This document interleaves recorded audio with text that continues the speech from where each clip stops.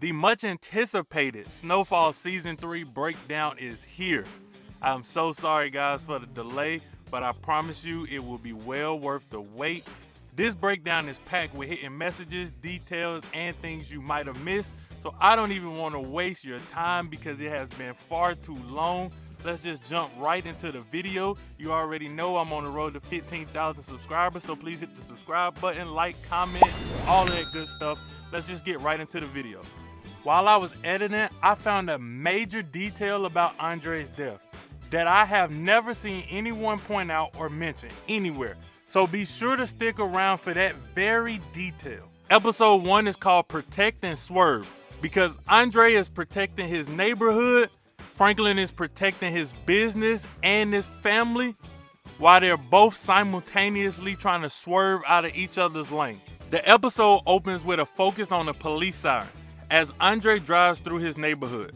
This is a clear sign to us, the viewer, what the focus of the season will be.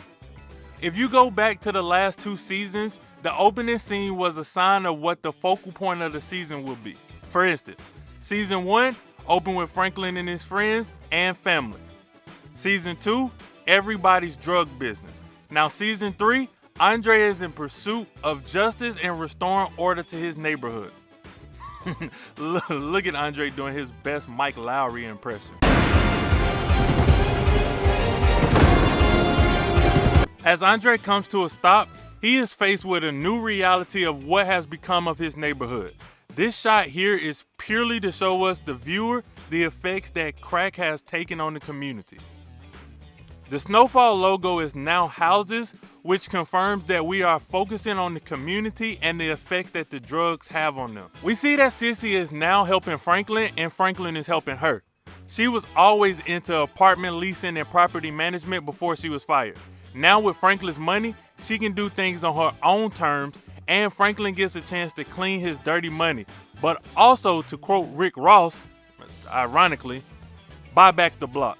They are now meeting with Reed's new connect, which is tense and very awkward. But I noticed that Matt didn't speak once. You can tell physically he is a little off and struggling. Now we have Jam and Jerome's grand opening. This is what it's all been for Jerome. Franklin gives Mel a stack of money. He so clearly cares about her, and if he can do anything to help her out in any way, he is willing to do so. Reed now has her working with him, and she is still very annoying. Like, keep your friends close and your enemies closer.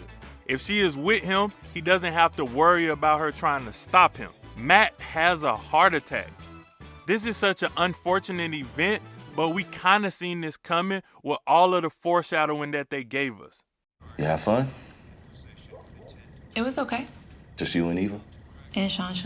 And Sean. Sean, she the one who came in with the hickey on her neck? Dad. What y'all did? We went ice fishing. Word is, Franklin's uncle has a new speaker joint over off Western. Hear anything about that? What? Andre using police interrogation tactics on his daughter. That's crazy. He asking these leading questions, trying to catch her in lies. She does a pretty good job though. Like, this like a game of cat and mouse. She has been through this before. She's not falling in the trap, Andre. You've done everything I asked. I just want you to be smart. His words right here are clear foreshadowing, because never in a TV show does a character say something so ominous and everything turns out fine. Leon and his crew are now running a tight ship on the streets. They knew these boys was out there lurking and they caught them slipping. This was Manboy's crew that Leon and Fatback caught slipping. And now we'll be introduced to Manboy here shortly. But first, Franklin got a lot of questions he need answered. I want to know everything. Where they stay at, where they sell, where they cook. And who the fuck put them on our truck? This is our introduction to Manboy. Hey, chill. You know how them niggas was. You couldn't tell them shit. One of my favorite characters in the show, just a very interesting character and the way that they developed him throughout this season. Wanda is the answer to who put them on, and we see their trap house for the very first time. Manboy is actually trying to do his own thing and run his own business. You kind of gotta respect it.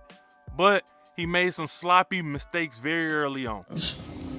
I need you to tell me everything you know about Saint, your boy Leon, and everybody else in that crew. Okay? Okay? Okay. You can see here that Manboy's MO is established very early on. He uses women to do his dirty work. Reed and Franklin have this confrontation, and Reed now wants $15,000 a key.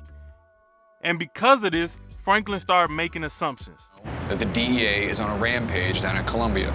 Yeah, I know that, but I just kind of thought you was immune to that shit. What? I don't know what it is you think you know, but I urge you to remember that I am the only reason that you are breathing free air right now. I'll put you back in that cell any goddamn time I want.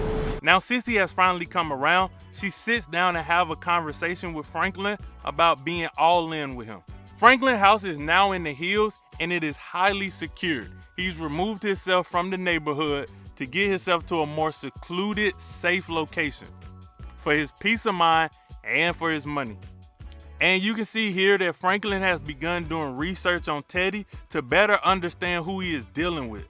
He just has all the information on Manboy that Franklin wanted, and Franklin says cut the head off and the body will follow, assuming that if Manboy is killed, no one will step up in his absence and they will be able to keep going as planned. And while they're having this discussion, this happened.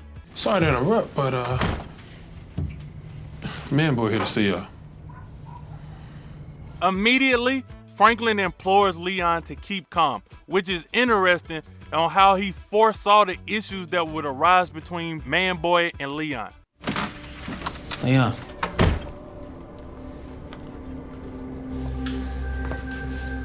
I don't play with that security, huh? You must be jamming Jerome. Niggas out in Compton talking about your shit. Wolf was blowing panties clean off. Female in the house. How you doing? My name is Drew. Everybody call me Manboy. How you end up with these undesirables? Hey, little boy. Fuck you on here. I'm laughing at this because Manboy comes into this hostile environment trying to build rapport and smooth talk.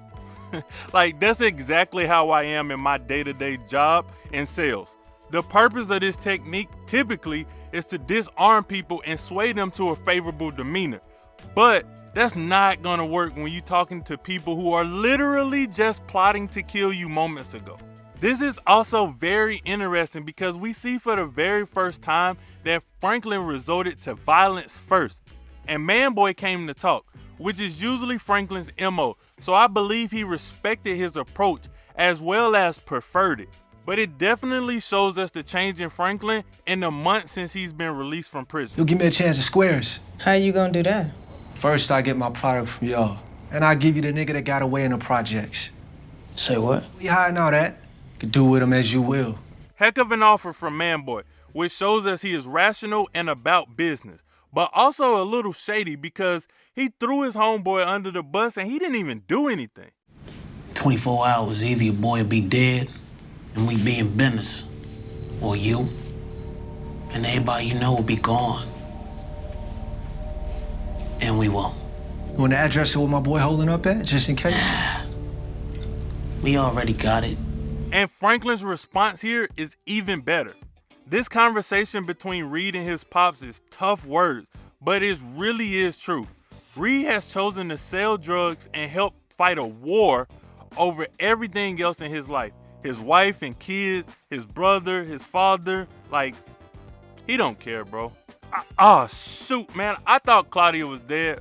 For some reason, that's how I remember her dying. Like, that's how I ended her story in my mind.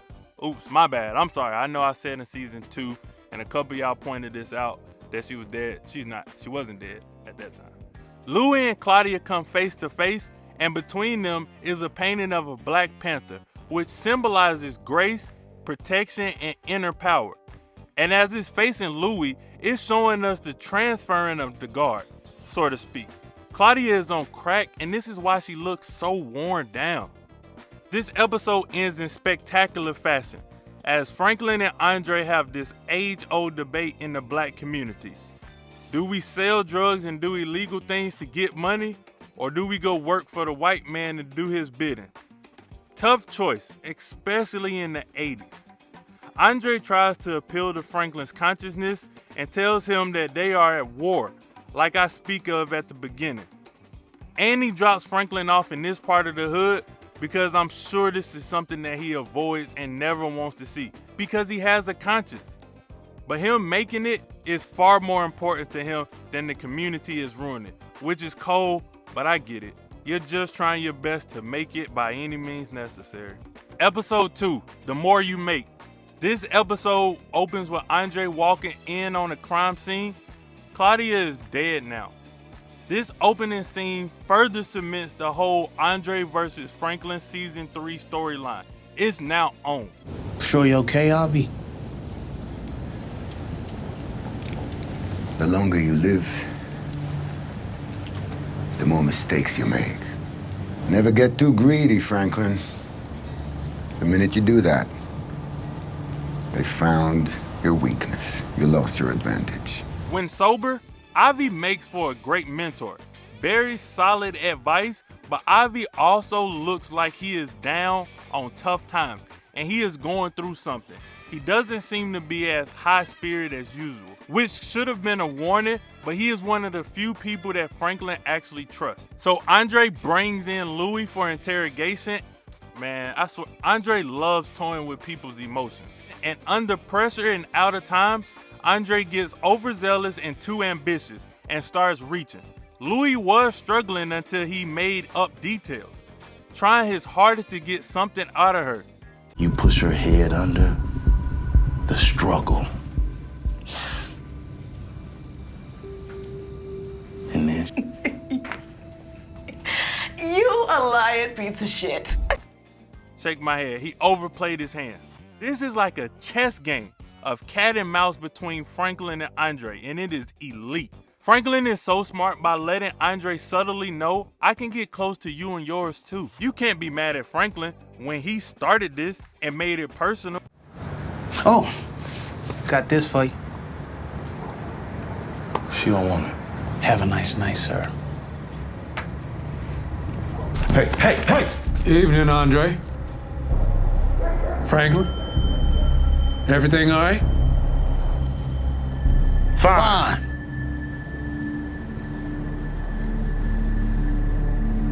Nightmare. He got to him for sure. Teddy's ex is now there to help him with the operation. But eventually, the goal is to only deal with a few high-level customers.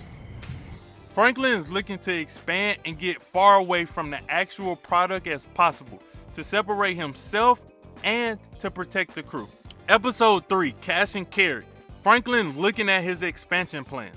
These are the territories of the people we could trust. What we need all them for? Put us in touch with the people moving drugs now. There's a woman San Bernardino named Bernadette. This is no small-time street corner shit. It's gotta be at least 1.5 million for these people.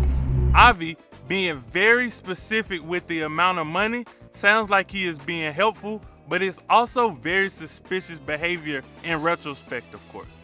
Leon is spazzing out over Wanda, and he puts 2 and 2 together very quickly. But look, Manboy was careful not to touch Leon and to keep his crew away, because he knows he can still speak to Franklin and smoothen things out with words if he don't cross that line. Grab this nigga, man! You nigga, relax! Calm the fuck down!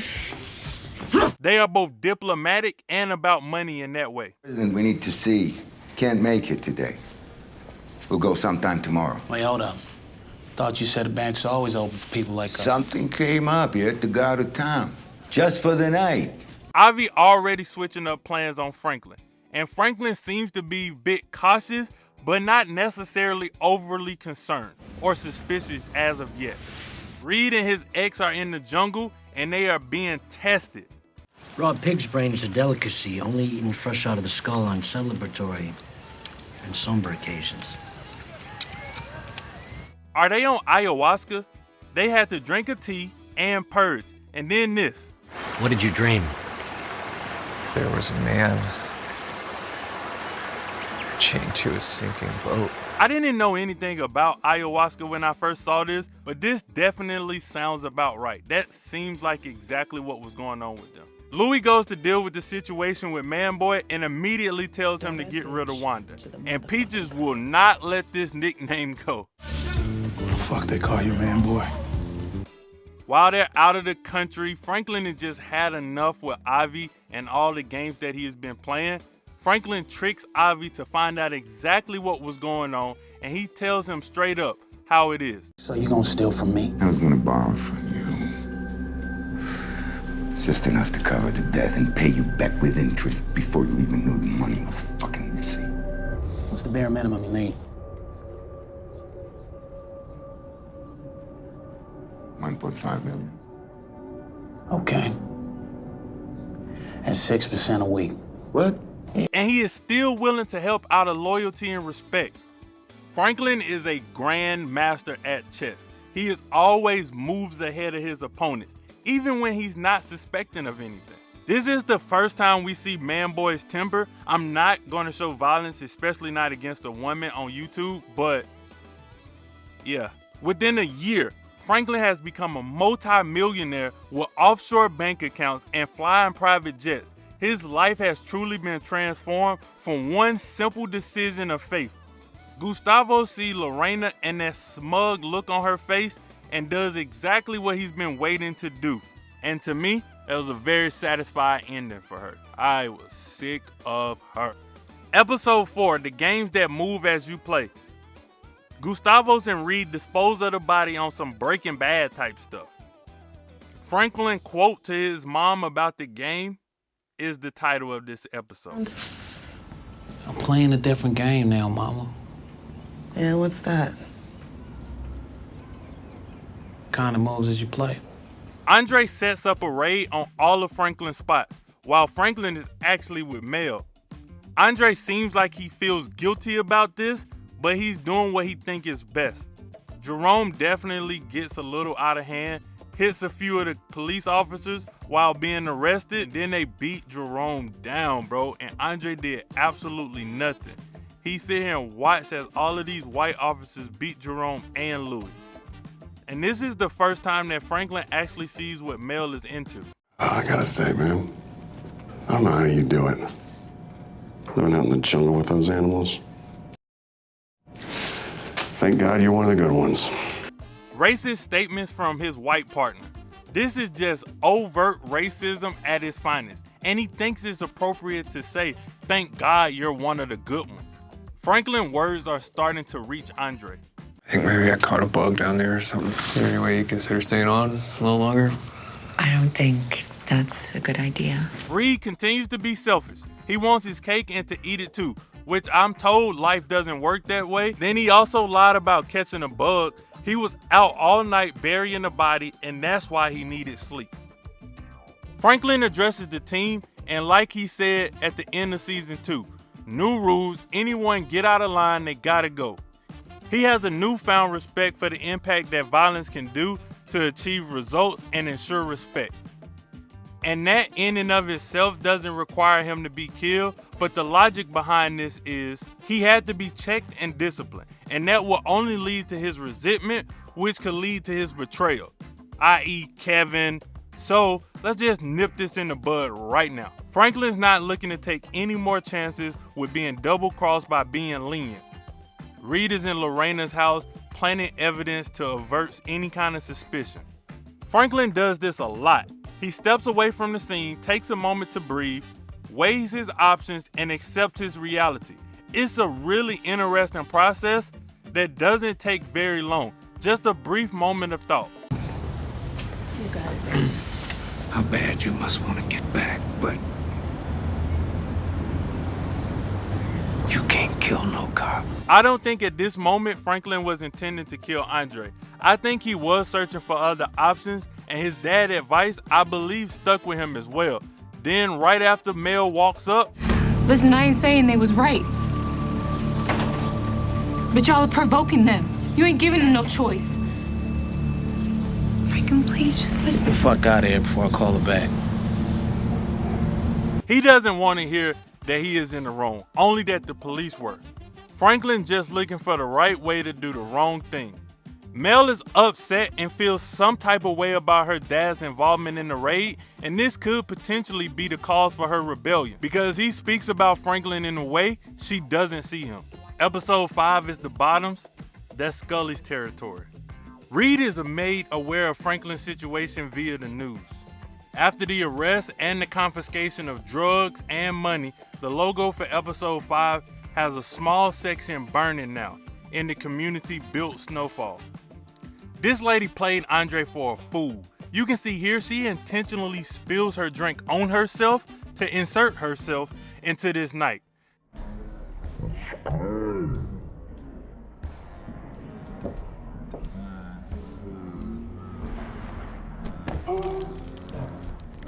She seemed way too willing as well. So obviously she drugs Andre and he wakes up and his gun and badge are missing. See, this to me right here proves that he's not as clever as he thinks he is, and he's definitely not a better chess player than Franklin. Check out this continuity mistake. I don't know why I'm always looking for this type of stuff. I've been like this since I was a kid watching Fresh Prince. But his shirt is halfway off here and then it's all the way off. Like, that was a weird cut. This was Franklin plan to somehow use this gun and badge as leverage over Andre. Whether it was to frame him, blackmail him, or to get him fired. Nothing going through no goddamn Inglewood. Without Scully. Scully? Man, and we ain't got no connections with Scully. Well, we kind of do. Shut up, nigga. What, nigga, we do? What you talking about, fatback? Manboy. His sister is Scully baby mama. They stay in the Bottoms. This is the first mention of Manboy's connection with Scully, who lives in the Bottoms. This right here is the moment that Andre knew it was Franklin. Franklin is a maniacal genius, man. He's a freaking menace, bro. I didn't do anything wrong. Steve, are you gonna do something or are you just gonna sit there and watch? Yes. Now Andre is battling with a little bit of discrimination and oppression himself as he is being treated unjustly by his own department. You get to see how crazy Scully is right off the bat. His wall is full of dark imagery that's disturbing, and so is his behavior. And now we start to discover that Teddy X is actually there to replace him and to betray him. And Mel gets beat up for her dad's involvement with the raid in the hood. He wanted to make the neighborhood a safer place for her, but ironically, he made it worse. Franklin has selfish moments and manipulation tactics as well, just like Reed. For instance, he knows Jerome wants out of the game right now, so he says this. Ain't be no old nigga out here slinging rocks on the block, man. And that's why I'm trying to get this wholesale thing going. So we can make that money and never have to be on the street. So no. We close. So close, but we're not there yet. And I need you in this with me. All right? Then convinces him he needs him to stay in only to benefit himself. He wants people he trusts and that are a strong front. Obviously it benefits Jerome, but come on, man. Andre has stepped over the line and decided to take matters into his own hands after being suspended. This is what happens when you try to play fair in a dirty game. You're bound to cross the line at one point or another. And at that point, you're no better than the criminals you're tracking. In fact, you're worse because you're hiding behind a badge and this mirage of what's right. He's doing what he thinks is right, just like Franklin. I'm gonna bury Franklin the same. About fucking time. Episode 6, The Confessions. More is burning and police cars are starting to cover the streets when you see this Snowfall built community logo. You were young, but how much do you remember about my cousin Jack? Got killed by the police. The FBI, but yeah. I also remember he was around less and less after that. What I never told you was why he was murdered. This man is United States government. He will destroy you and everything you know, and you will never see him coming. Alton's advice to Franklin about Teddy, I'm positive this is something we will have to look for in the future. My friend Reed Thompson. I want to know everything you can find. Who he works for. His real name. You give me that in 48 hours, you bought yourself some time. Franklin using his leverage against Avi to get information on Reed. The spook who sat by the door. This is a story of a man who was isolated, manipulated, and weaponized by the CIA. Transcripts of an investigation into the CIA and the FBI. Word has it, they spied on King and infiltrated many of our black groups to breed dissent. Black Panthers, freedom fighters, even choirs. Franklin is now learning his history on the complicated relationship between the government and the black community. They mention Spook that sat by the door, which is also referenced later in season 4. Franklin searches all episode long to find out what really happened to his Uncle Jack, who was a Black Panther member, and into who Reed is and who he's working with. He finally gets all of his questions answered. So he is CIA. Uh-huh. And I wasn't about to let that happen. His dad reveals his dark past. It's so easy to be open and unjudgmental when you have demons of your own. Andre gets racially profiled, harassed, and mistreated for driving while black while he was following Franklin. He is starting to realize just how much what he does as a cop doesn't matter when your skin is black. Mel takes a hit of crack, and this is the moment everything changes for her. Episode 7, Pocket Full of Rocks. Mel is immediately hooked. The entire Snowfall community logo is burning, and the police cars are everywhere now. Mel is missing, and she took the car. Andre goes back to the hood with his tail tucked, begging for help. It's unbelievable to me that someone can cause that type of damage just a week ago with those raids and expect someone to help him out. From Mrs. Moses, spoke who sat by the door. Damn. Deep, huh? Messing with that nonsense. You want a real page turner? You read Pimp, Iceberg Slim. Okay, now Franklin finishes the spook that sat by the door, and Jerome suggests he really should be reading Pimp by Iceberg Slim. I started Spook That Sat by the Door, but I didn't get a chance to finish it. But Pimp is a fascinating book that's about the life of Iceberg Slim, and man, what a life he lived. Ignore your uncle. Yeah, I'm not listening. Why you gonna tell him something like that? Please. Sorry to bother y'all this Sunday morning. But I was looking You're looking for an ass whooping, that's what you're looking for. State your business, Andre. Franklin, find that girl. Desperation of a father, I get it, but boy, he got some nerve. There ain't no way they are willing to do anything for him at this point.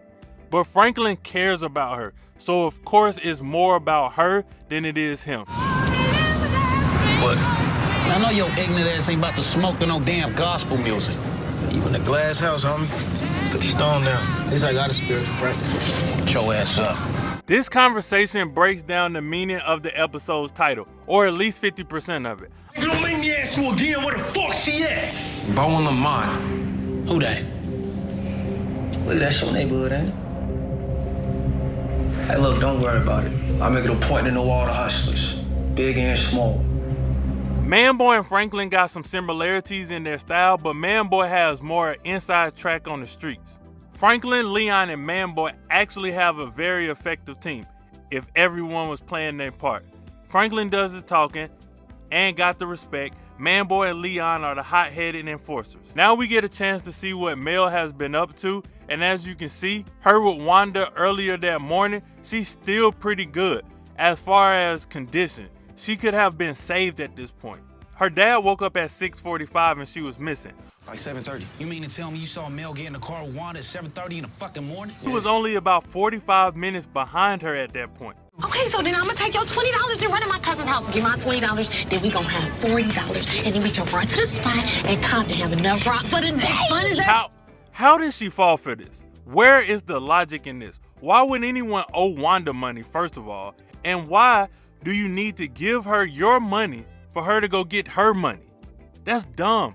Mel is messed up at this point because she is way too smart to fall for this. This shot of Franklin traveling through the crack house gives you a real sense of despair and downturn, but it's also shot beautifully from the crew, especially when he finds her. It has this tight camera lens that makes you feel trapped and enclosed, but also a fisheye lens that creates this panic and despair. I mean, this is absolutely masterful. Franklin's having to internalize and deal with the gravity of this situation. This is the first person he's cared about that's been destroyed by the very product that he's responsible for bringing into the hood. I can only imagine how difficult this is for him. But Franklin, like I said earlier, often stops for a moment to process things, moves on, and has this callous on his heart and emotions because that's what the drug game has done to him, and it's what it requires. Episode 8, Hedgehog. This is an Andre and Mel time lapse. And to me, he didn't react hard enough or take enough safety precautions, because maybe even then he could have got her clean and saved her if he went straight to the hospital or rehab, something other than her bedroom.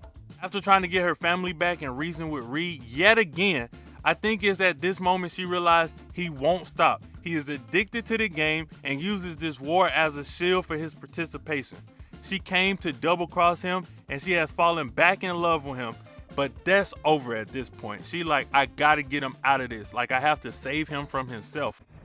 I'll have to think about it. Hey, let me call you back. All right, love you, sis. We see here Andre is speaking to his sister in Texas, which is who ends up showing up later in the show. I haven't mentioned this yet, but ever since Reed has shown his ex everything concerning his operation, every time he sees her, she is looking at a picture of Franklin. She has an obsession with him, and I don't think she's too fond of him doing what he is doing. So she is prepared to set him up. That's why this conversation with Andre happens in the first place. Andre takes justice into his own hands and breaks into Franklin's house and steals files after he couldn't find his gun. Leon and Homeboy get into a fight, and I've always liked Manboy's approach to business. He just tried to do business right. He never cared about personal feelings, strictly business. Listen, nigga, what's the move? Who we gonna hit first? Ain't gonna be no retaliation till I talk to Saint. Man, fuck talking. That time is done. The odd thing about Reed is he always seemed to be miserable. He's not balling out of control or living it up. I just can't understand why he is so attached to this cause. His excuse is the war. But it's a bit shallow to me. It has to be another deeper reason. I just can't pinpoint it, but maybe it's just about power and control. Teddy finds out that his ex tried to take down the entire operation. Franklin quickly puts 2 and 2 together that it was Andre who broke into his house, and he goes over there and tries his hardest to give Andre an out, just for his conscience sake. And Andre instead doubles down, and Franklin has to take him out. The arrogance of Andre in this moment just blows my mind. No pun intended. But, I mean, are you seriously trying to call his bluff when he has the gun, the leverage, and you got him backed in a corner? Maybe a few seasons ago, he tries to talk it out, but at this point, he is a totally different Franklin. He is protecting himself at all times now. Episode 9, Blackout. Franklin is getting his alibi together, but also not telling anyone what happened, keeping it between him and Andre. 2 people can keep a secret if one of them is dead. Here's my major detail that I discovered during editing. The police were doing their due diligence with Andre's suicide, and the fellas even say this. Oh, I know. That Emmy report comes back with anything suspicious, let's start taking shit apart. Then everything comes back clean and his death is labeled a suicide. And Mel is pissed. And the rest of the crew essentially just take it as fact. Except for that one white friend that he had, he believes Mel, right? But here's the deal. Here is the major plot point. And I'm not sure if this was intentional by the writers or if we all just managed to miss this major detail. But Andre was suspended from the force because his gun and badge was missing. So how in the world could he commit suicide with the missing gun he didn't have? Nobody ever thought to look at this or even look into it. And now that I point this out, it seems so obvious, right? So did the police force actually do their due diligence, or did they not care what happened to Andre since he was black and they had been screwing him over for the last few weeks anyway? Or is this just a huge oversight by the writers and us as fans? I don't know. I guess we'll never know. Leave a comment down below on your thoughts about this discovery though. His mom and dad are suspicious because of his behavior, and he even opened up this coke and just left it. Lights goes off, and this red signifies the red and violent rage he is feeling. Mel gets kicked out on drugs, and she is in bad shape now. This is hands down my 2 favorite scenes in all of Snowfall seasons. First off, they have this amazing one-take shot that the cameraman's doing a full 360 around Manboy, Franklin, and Leon. No cuts, no edits, just one continuous shot. And I love what Franklin does here by staying firm and taking up for his team. Then he checks Leon and put him in place with one of the all-time greatest performances in this scene. I built this shit. Me. Brick by brick. And I'll be damned if I let you tear it down just because you don't like the way another nigga talk. It's just so good, so realistic, so dramatic, so impactful. You feel every word he is saying. I love this iconic scene. This window right here being unlocked is what leads Mel to assume Franklin did it. She is literally the only person that would have ever picked up on that. Franklin has a small panic attack before meeting Reed. You can just see here, he is overwhelmed. It's just too much on his plate, and he is on the verge of snapping. Reed said it best here. Responsible for the lives of everybody you love. You're worried all the time. You're afraid. What if I made a grave miscalculation? And inside of all that, you're completely, utterly alone. Reed is over this relationship after she tried to ruin him. He cares far more about this operation than he does anything or anyone else. And being truly alone, now he reverts to cocaine to ease his mind. This is the very first time we see Franklin shed a tear. He's been hurt and teary-eyed before, but he is actually going through it. He actually sheds a tear here because he is accepting his potential fate. Then another first. This is the first time he didn't seek to resolve the circumstances with conversation or money. He really just gave in with no verbal opposition. This goes to show you that Franklin is truly tired and overwhelmed, and if this is how it ends, then so be it. He is just more than over it at this point. See, now Alton is smart because he's putting the clues together, but Sissy just refused to believe it. Mel is enraged, and you can see the flames burning. She don't care about anything at this point. She goes home, and Franklin follows her. And this is the moment that she shoots him 3 times and then just walks away like a cold-blooded murderer, bro. Episode 10, Other Lives. Now, this is a really interesting episode, but to be quite honest, there's no breakdowns or no details in this episode that are consequential to the rest of the series.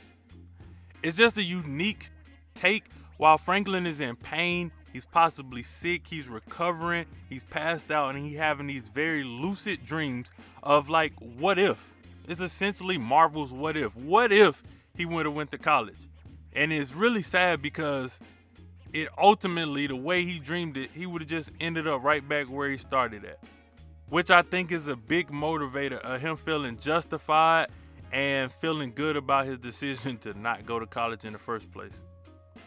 Double down on his efforts at that point. But I want to thank you guys so much for all the love and support. The comments asking for this season 3 have just been out of hand, man. Y'all have really wanted this season 3 breakdown. I hope this lives up to the hype. And I appreciate you guys so much for rocking with this series. Thank you guys so much. Again, be sure to hit the thumbs up, subscribe, and bell notification. Until next time, man, I'm out.